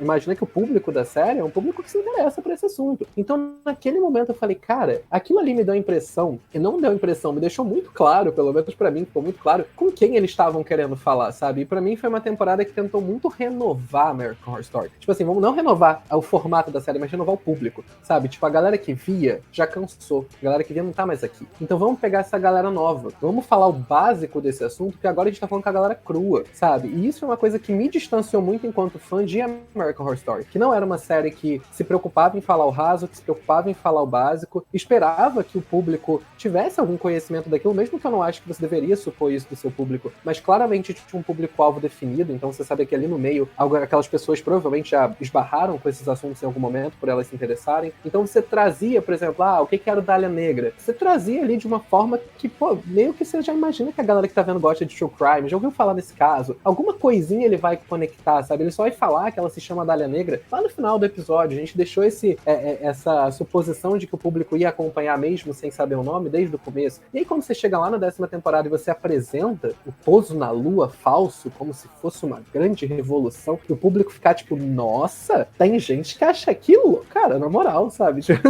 assim, é uma galera que tá vendo a série há 10 anos. Você não pode esperar que seu público vai se contentar com isso, sabe? Então, pra mim, ali, emendando com o lançamento de American Horror Stories, né, que foi o spin-off, eu acho que foi muito a explanação deles de, olha só, legal que vocês gostam, que vocês estão aqui, mas a gente vai focar no adolescente. Mas agora a gente é TikTok, entendeu? E aí foi quando eu me desliguei, porque eu senti que a série não tava mais sendo feita pra mim. Eu senti que eu era um dos poucos remanescentes de um público que não era mais o objetivo. Então, eu acho que isso foi que me distanciou. E aí, quando a gente foi pra NYC, pra mim foi um respiro, porque eu falei, cara, aqui eles fizeram o que eles faziam. Mas claro, porque Double Feature foi um mega tiro no pé, foi dilacerada pela crítica, acho que eles falaram, mano, fazer qualquer coisa que não pareça isso. E aí eles fizeram o NYC, que por mais que pra mim tenha uma tosqueira ali no meio, ainda assim, eu acho que trouxe um ar de seriedade que eu tava sentindo falta, sabe? Eu acho que foi uma temporada que pareceu pra mim querer se comunicar com o público pré-Double Feature, sabe? Pré-American Horror Stories. Então, acho que como eu tive sensação em NYC, eu fiquei com esperanças pra Delicate, que é a temporada que a gente tem agora, né? Que é considerada parte da pior era de American Horror Story por vir desse carreirão desesperador, né? Que foram esses últimos anos. Mas ainda assim, eu sinto que Delicate, como vocês podem ver, que tá agradando bem mais o público antigo da temporada, da série, né? Tem muito mais gente que era das antigas de American Horror Story que tá conseguindo gostar dessa temporada. Eu acho que é muito por isso. Eles começaram esse trabalho em NYC, de não deu certo falar com adolescente, vamos voltar a falar com que é nosso público. E Delicate agora tá fazendo o quê? Trazendo referências que a gente conhece, tá trazendo gente do elenco que a gente gosta. Então, assim, eu sinto que eles estão tentando entrar nos eixos de novo. Mas pra mim, se eu fosse estabelecer o pior erro de American Horror Story, eu acho que, não só porque eu não gosto, mas porque eu acho que não tinha espaço ali. Foi Double Feature. Eu acho que não tinha espaço na série, entendeu? Eu acho que eles fizeram um projeto que poderia isoladamente ser desastroso sozinho, mas eles decidiram enfiar o desastre num negócio que tava legal, sabe?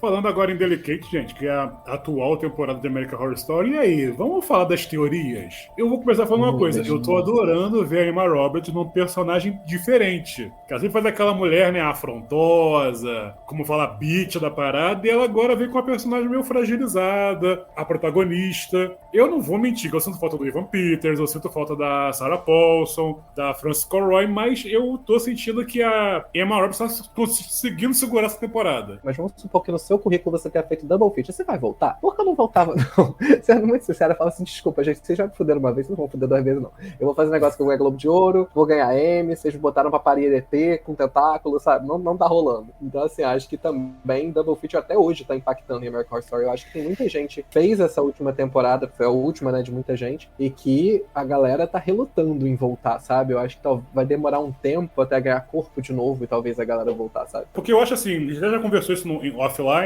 que falta eles, sabem, entregarem logo os segredos, estão segurando muito para poder dar as grandes revelações. O último episódio até que foi interessante, trouxe muita coisa assim pra gente, sabe, já começar a entender o que vem por aí, mas ainda tá segurando e fica assim, o que é isso, gente? É um bebê anticristo novo? Tá trazendo o Coven de volta? E afinal de contas, na opinião de vocês, gente, qual é pra vocês, assim, o grande segredo de Delicate? O que vocês esperam de Delicate pra segunda parte? Olha, Delicate é uma temporada intrigante, isso dá pra dizer, né? É bem intrigante.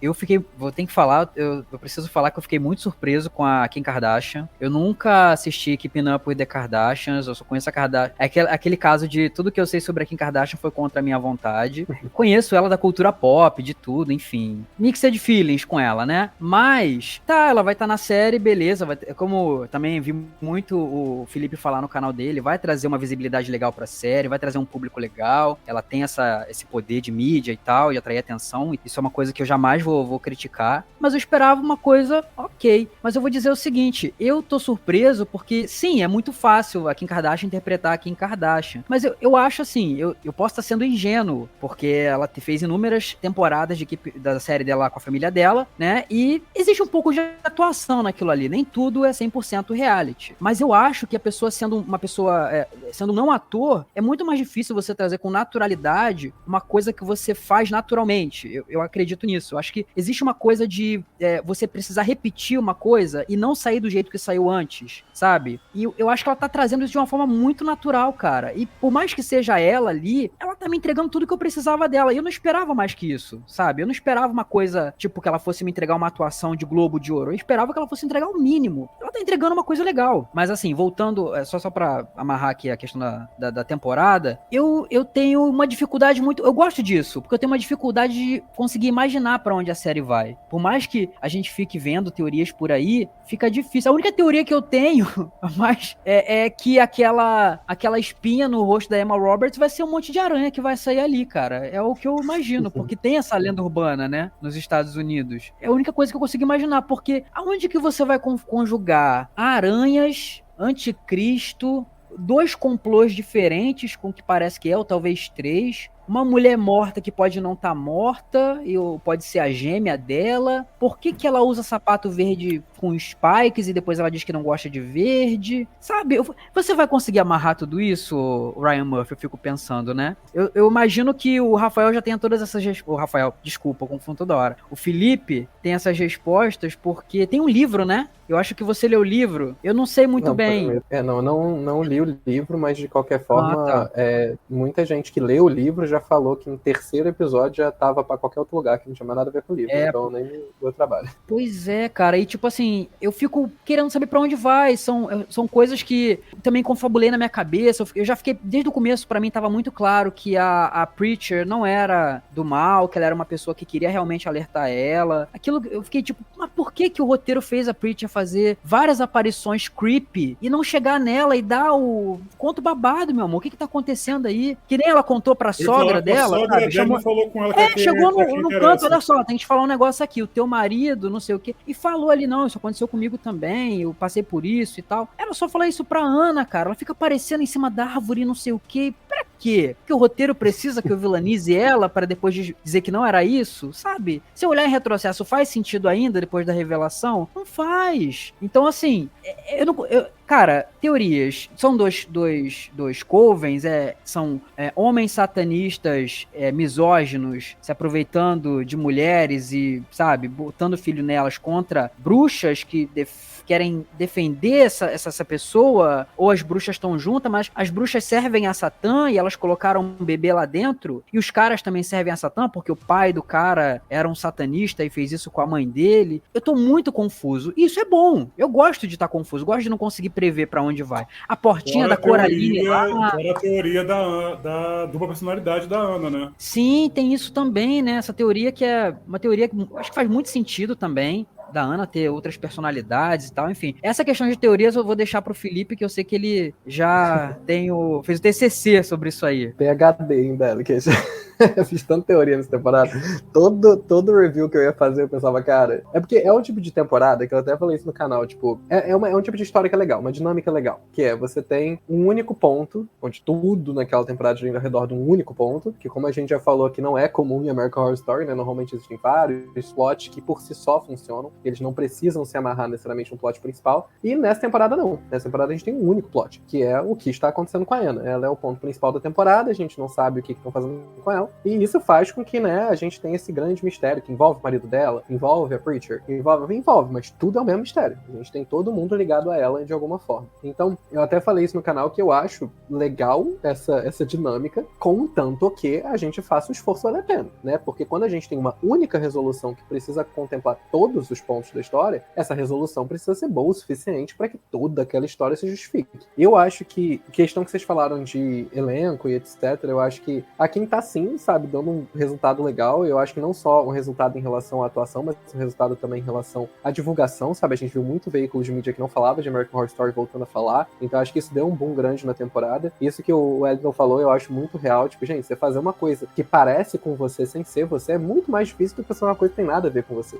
sabe? Então, assim, igual quando a gente viu a Lady Gaga fazendo a Ellie no Nasce uma Estrela, sabe? Tipo, gente, as pessoas falam, mas ela fez uma cantora, que não é ela, sabe? Isso é muito difícil de se fazer. Ela é uma cantora o dia inteiro. Ela fez uma cantora que não parecia Lady Gaga, sabe? Isso é muito legal. Então, assim, eu acho que quem tá conseguindo fazer a empresária rica, tananã, mas que não é a Kim Kardashian, sabe? Talvez seja a mãe dela, talvez seja alguém que ela observou a vida toda, mas, assim, ainda assim, não é a Kim. Eu acho que quanto a Emma Roberts, assim, desculpa, mas é porque eu acho a Emma Roberts meio, sei lá, meio pudim, assim, sabe?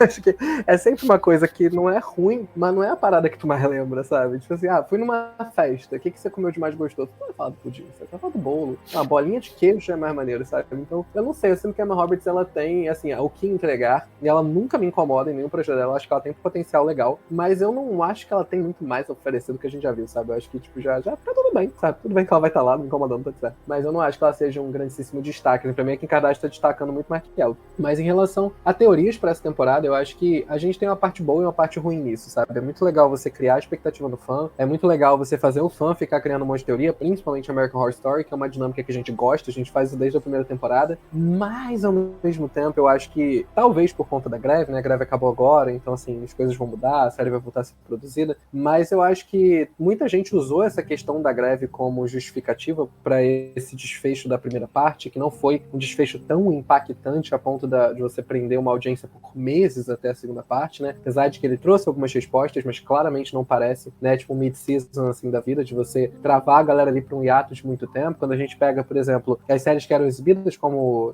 Delicate está sendo exibida, né? Tipo, semanalmente na televisão, esse formato mais antigo, e a gente pega, tipo, em Glee, Dexter, outras séries que eram divididas no meio, a gente vê que sempre esse episódio era muito impactante. Ele era quase um final de temporada pra você conseguir fazer a galera querer voltar. E assim, a gente não teve esse grande impacto no final de Delicate, né? Na primeira parte. Então muita gente falou, mas foi por conta da greve dos roteiristas, nananana. E, gente, sinceramente eu não acho que tenha sido, sabe? American Horror Story já tava em produção quando a greve começou. Eles demoraram muito tempo pra parar a produção. E mesmo que eles parassem a produção, ainda assim eles conseguiram fazer 5 episódios completos, sabe? Você tem como fazer alterações pra que alguma coisa que você ia jogar talvez pro 7º, você jogue pro 5º, pra depois você continuar, sabe? Ninguém acha que vai sair semana que vem. Agora tá em greve. Tá tudo bem se você tiver que reformular o final, sabe? Então, assim, eu não acho que essa desculpa me desse tanto. Eu acho que foi mal planejado mesmo. Mas, de qualquer forma, eu acho que a gente tá tendo pelo menos uma temporada que tá intrigando a galera, sabe? Eu acho que tá deixando a galera esquentada pra ver o final. O meu problema com o final dessa primeira parte foi justamente essa falta de clímax, sabe? Tipo assim, a gente fez essa dinâmica no primeiro episódio, fez no segundo, aí a gente fez no terceiro, aí a gente fez no quarto, aí a gente fez no quinto, gente, já entendemos. A gente não sabe o que tá acontecendo, a gente não sabe quem é quem, a gente sabe quem é bom, quem é mal, legal. Mas aí eu vou ficar meses esperando a próxima temporada, que o 6º episódio vai ser, não sei o que tá acontecendo, eu não sei quem é bom, quem é mal. Pô, não dá, sabe? A gente precisa ter alguma coisa. Então, pra mim, o desfecho de Delicate na primeira parte deveria ser: vamos tirar essa névoa, vamos mostrar pra todo mundo quem é quem, vamos mostrar exatamente o que a Anna tá enfrentando, pra nos últimos 5 episódios a gente ver esse combate, sabe? Tipo, esse momento dela se posicionando em relação à realidade da situação e dando um desfecho nisso. Não, sabe? A gente mais uma vez não sabe quem é quem, a mesma dinâmica do começo da temporada. Então, eu acho que isso foi um vacilo que eles deram, sabe? De travar um pouco essa descoberta do público e essa antecipação que a gente fica, né, pelos próximos episódios. E em questão de teorias, assim, eu tenho uma teoria que é a que eu mais gosto. Não sei se foi o que fiz, eu não tinha lido em lugar nenhum, talvez outras pessoas tenham feito também, mas eu não acho que vai ser realidade, não. Assim, eu não tô com esperança nela, não. Mas, de qualquer forma, ela seria essa teoria de que a gente tá vendo um fragmento da Anna, sabe? Tipo, que tem muita coisa nessa temporada que tá indicando isso, né? A gente tem, por exemplo, o personagem da Ivy, parece muito ser um reflexo dela, né? Ela tem machucado no mesmo lugar que a Anna tem, ela só aparece pra Anna, ela não interage com mais ninguém na temporada, então, assim, tem esse momento ali que parece, né, que ela é um reflexo dela, mas, ao mesmo tempo, ela faz coisas com a Anna que a Anna não quer fazer. Então, tipo, não faria muito sentido ela ser a Anna se ela tá lutando contra. Então, a teoria que eu falei lá no canal foi de que a gente estaria vendo uma parte da Anna que não sabe a realidade da situação, e que a parte da Anna que sabe a realidade da situação tá tentando de alguma forma mudar, né, a situação dela lá nesse mundinho de fantasia dela, que é o que a gente acompanha. Porque tudo isso parece um mundinho de fantasia, né? Ela não faz ideia de quem é nada em volta dela. Então não parece nem mesmo ser uma pessoa que conhece o marido há tanto tempo. Então parece muito ser um fragmento recente da Emma, sabe? Que foi criado justamente para isolar ela desse mundo caótico que tá acontecendo. Então, se você for parar pra pensar que talvez ela tenha feito um pacto para conseguir tudo que ela tem, que talvez ela tenha oferecido o bebê dela e tenha se arrependido, a gente não sabe o que aconteceu. Então me parece que a Ivy tenta avisar coisas pra ela desse mundo do lado de fora. E é esse mundo do lado de fora que eu quero ver, entendeu? Então eu acho que tem a chance de serem mais de uma seita usando a Anna pra coisas completamente distintas. A gente tem a chance de ser uma única seita com pessoas divergentes lá dentro querendo usar a Anna por algum motivo. A gente ainda falta saber por que a Anna é tão importante, por que o útero dela é esse grandíssimo Kinder Ovo que todo mundo quer usar pra fazer uma surpresa incrível. A gente não sabe. Já deu tempo de mostrar. Então eu torço pela teoria da Anna fragmentada, eu acho que é a mais interessante, eu acho que é a que mais abre espaço pra justificar tudo, e eu amo esse tipo de roteiro que ele fecha dessa forma, sabe? Como, tipo, tudo que você viu aqui tava aqui, mas não da forma que você viu. Então isso eu acho interessante, sabe? Essa dinâmica acontece, por exemplo, em Peixe Grande, do Tim Burton, não sei se vocês já assistiram, mas é um filme que a gente vê, né, várias e várias histórias, todas passadas pela ótica de um contador de histórias. Ele gosta de fantasia, ele gosta de ver o mundo de uma forma bonita, e no final a gente vê que nada daquilo era verdade, mas que de certa forma era, sabe? Tinha alguma coisa de verdade em cada parte daquela história. Então, eu acho que se a gente usasse essa dinâmica em Delicate, seria interessante. A gente, no final, ver que tudo aquilo aconteceu, só que não naquela ótica que a gente tava vendo, porque aquela era a ótica daquele tipo fragmento. É tipo o que o Zack Snyder fez em Sucker Punch. Exatamente, sabe? Que também é a mesma coisa. A gente tem aquilo tudo acontecendo, mas não da forma que a Baby Doll tá vendo. Então a gente depois tira essa capa, né? Que, inclusive, em Sucker Punch, essa capa fica meio que a seu critério, você perceber que ela foi tirada ou não, porque ela é tirada de forma muito sutil no final do filme, né? Mas que também mostra que tudo aquilo ali tava lá, só que não era daquele jeito. E até é uma coisa muito parecida com o que a gente vê na Anna, porque me parece ser uma fantasia que ela mesma criou pra se proteger, que é justamente o que a Baby Doll faz em Sucker Punch, né? Ela cria aquele mundo fantasioso pra que ela não tenha que encarar o horror daquela situação. Então eu acho que se a gente vê no final que aquilo tudo foi uma fantasia que a Anna criou pra sobreviver àquele caos que ela tá vivendo, eu acho que isso torna a temporada muito mais interessante. Continuo sendo contra terem cortado onde cortaram, mas talvez como um projeto completo, se for dessa forma, né, interessante o suficiente, ele se compense no final. Então eu tenho esperanças pra Delicate, eu concluir dessa forma. Eu tenho esperanças de que essa temporada não vai ser incrível, memorável, icônica, mas que ela vai ser boa o suficiente pra que a gente ganhe uma sobrevida na série, sabe?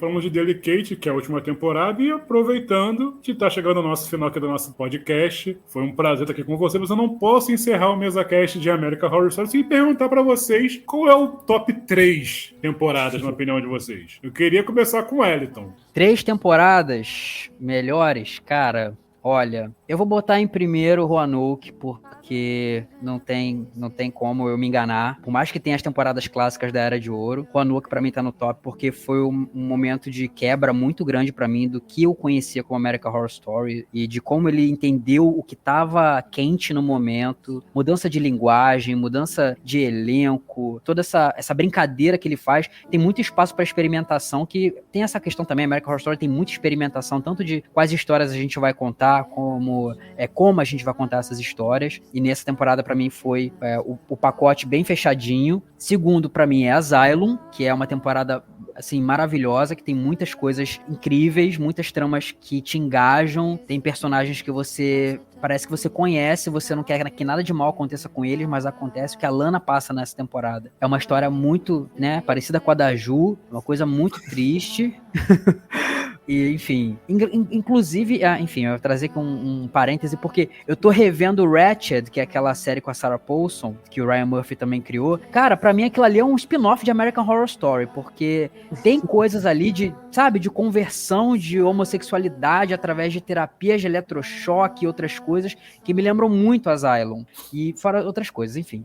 E terceiro lugar pra mim é Murder House, cara, que foi o início de tudo, foi onde teve também, foi o primeiro contato com uma coisa muito diferente, muito assustadora, desde a primeira cena, que é com aqueles gêmeozinhos, se eu não me engano, aqueles gêmeozinhos naquela casa, e a menina fala, vocês vão morrer aí dentro, e aquela casa icônica, que pra mim, depois da casa do Amityville, é a casa mais icônica, assim, de terror pra mim, é a casa do Murder House, e tudo que aconteceu lá dentro, todas as tramas, é uma temporada muito sexy, uma temporada muito, enfim, tem muita coisa, sabe, misturada, que dá muito certo, e ao mesmo tempo que tem várias narrativas, ela também é muito fechadinha, eu acho que ela se resolve muito bem, e esse é meu top 3. Já sinto que eu vou ser linchado depois desse podcast, porque eu faço top 10, esse é meu top de temporada toda vez que termina uma, e aí eu sempre mudo, porque eu faço na hora, e aí eu vou fazer agora na hora também, provavelmente não vai ter nada a ver com o último que eu fiz, mas tá tudo certo. Eu acho que em primeiro lugar eu colocaria sem dúvida Asylum. Eu acho que é uma temporada muito grandiosa, sabe, não só de American Horror Story, mas eu acho um projeto audiovisual muito grandioso, eu acho que ele tocou em muito tema interessante de uma forma muito respeitosa, sabe, eu acho que tem muita coisa, sabe, tem muito peso de atuação, tem muito peso de cenário, tem muito peso de roteiro, tudo é muito, muito, muito bem feito, sabe, então eu acho que, pra mim, assim, se eu quisesse apresentar American Horror Story pra alguém, eu apresentaria através de Asylum, acho que seria a temporada que eu mostraria, mas eu acho que em segundo lugar eu colocaria pessoalmente Roanoke, eu acho que é uma temporada que foi uma temporada que me pegou muito por questão de gosto pessoal mesmo, eu não vou dizer que, assim, que é o projeto que eu acho o segundo mais fodarástico de American Horror Story, não acho, mas ainda assim, pensando em questão de gosto pessoal, e que eu acho que isso não é, de forma alguma, um argumento menor do que, é tão boa, porque eu sou público, sabe, eu também sou parte do que eles querem agradar, e found footage e é uma parte grande do terror, tem muita gente que gosta, então eu acho que fazer um formato só pra agradar os fãs, né? Desculpa contar pra vocês, mas a série precisa de dinheiro, ela precisa de audiência. Então, assim, faz sentido. Eu acho que eu gostei muito de me sentir contemplado nesse sentido também, sabe? De ver uma série, uma temporada mais de terror, uma temporada com formato diferente, uma temporada mais ousada, sabe? Foi muito legal. Então, eu acho que o Roanoke é a segunda que eu mais gosto, desde o projeto de marketing até o final da conclusão. E em terceiro lugar, eu acho que eu colocaria... Eu acho que eu também colocaria Murder House, eu acho que em terceiro lugar, por uma questão afetiva também, sabe? Foi a temporada que eu conheci, American Horror Story. Eu também acho uma temporada extremamente bem feita. E assim, eu sei que, porra, Coven não tá aqui, vai me custar umas pedradas, mas assim, é porque eu ainda acho que Murder House é uma temporada que eu me conecto mais. O tipo de terror de Murder House, o tipo de histórias que eles contaram tem mais a ver com o que eu me interesso, sabe? Tem essa pegada mais forte de true crime, tem essa questão de ter sido um momento muito revolucionário pra TV, e eu acho que isso é importante de ser lembrado, sabe? A gente não teria Coven se a gente não tivesse Murder House, a gente não teria chegado ali se a gente não tivesse amaciado o público lá atrás. Então eu acho que Murder House trouxe um chutão na porta, sabe? De uma galera que achava que tinha o controle do que era entretenimento, e o Amor falou assim, não, galera, isso aqui também é entretenimento, isso aqui também tem lugar, a Jessica Lange vai dar um cérebro pra mulher comer e tá tudo certo, sabe? A gente vai fazer uma temporada acontecer dessa forma. Então eu acho que pela ousadia de Murder House, pelo quanto a gente tem uma TV pré-American Horror Story, uma TV pós-American Horror Story, eu acho que vale a gente colocar essa temporada aqui. Tem problemas? Tem problemas, eles glamorizam estupro, fazem um monte de merda. Fazem, mas ainda assim, eu acho que, né, amadurecemos, concluímos que é problemático, ninguém tá aplaudindo o Tate até hoje, mas é importante que aquilo tenha acontecido naquele momento, porque se não fosse aquilo, a gente não teria tido inúmeras liberdades que a gente teve na televisão depois. A gente precisa, né, desses grandes chutões em alguns momentos, principalmente produção artística, pra gente mostrar pras pessoas que existia um limite até ali, mas a gente precisa também falar disso aqui, a gente também precisa mostrar isso aqui, a gente também precisa falar com essa outra galera. Então acho que Murder House fica no meu top 3 aí também, por conta de ter seu mérito, né, de ter mostrado ao que veio. O meu top 3 ficaria Asylum, minha favorita, não tem como. É ali que a American Horror Story me pegou de verdade. Segundo, Freak Show. Apesar dos problemas de Freak Show, gosto muito. Aquele momento da Elsa Mars cantando David Bowie, mano, ali caraca, ali eu pirei. E quando ela também cantou Lana Del Rey, foi lindo demais. E em terceiro lugar, vou seguir vocês, Murder House. Como você bem falou, foi o início de tudo, foi a grande experimentação, foi que começou esse nosso carinho por HS. Então, Asylum, Freak Show e Murder House. E pessoal, como eu falei, a gente chegou aqui ao final do nosso Mesa Cast. Quero agradecer ao Wellington Azevedo e ao Felipe do American Horror Story Brasil por estar aqui com a gente. Eu queria agora deixar esse espaço para vocês fazerem suas considerações finais, venderem o seu peixe, a sua vaquinha online, divulgar seus projetos. Bom, galera, eu não tenho muita coisa para divulgar. Eu tô iniciando um projeto de podcast com um amigo meu, Daniel Gomes. A gente deve estar lançando até o final do ano, no máximo. A gente vai falar, a proposta, a gente vai falar de filmes ruins. A gente vai detonar filmes ruins e vai explorar por que a gente considera eles ruins, por que a crítica considera eles ruins. E a gente vai mergulhar nisso aí porque é uma coisa que interessa muito a gente. Então, deve estar saindo aí até o final do ano. A gente ainda vai ver o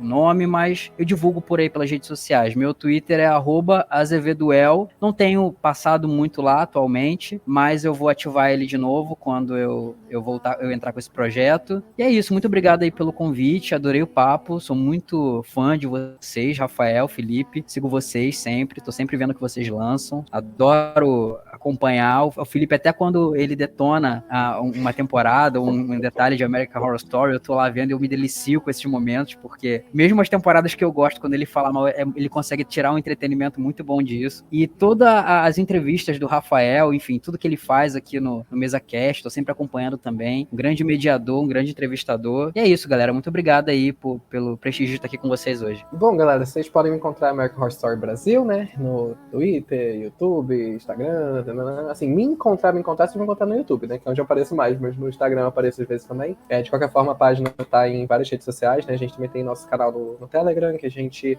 ajuda vocês a assistir os episódios. É sempre o desespero que a galera tem. Como é que eu vejo os episódios? Então, segue a gente lá no Telegram, que a gente sempre tá liberando tudo. E eu, pessoalmente, também tenho o meu canal solo no YouTube, né? Que é o Desiluminado, onde eu, quando tenho tempo, falo sobre cinema. Às vezes eu não tenho tempo. E também tem meu Apoia-se, que tá sempre na descrição de todos os meus vídeos. Então, se você tem vontade de me apoiar também na minha vidinha na internet aqui, tem lá todos os pacotes, tudo certinho. E é isso, galera. E meu Instagram pessoal é FGRetivo, mas é difícil de escrever, provavelmente você não vai lembrar. Mas se você catar em alguma página e perguntar qual é meu arroba pessoal, alguém vai te dizer.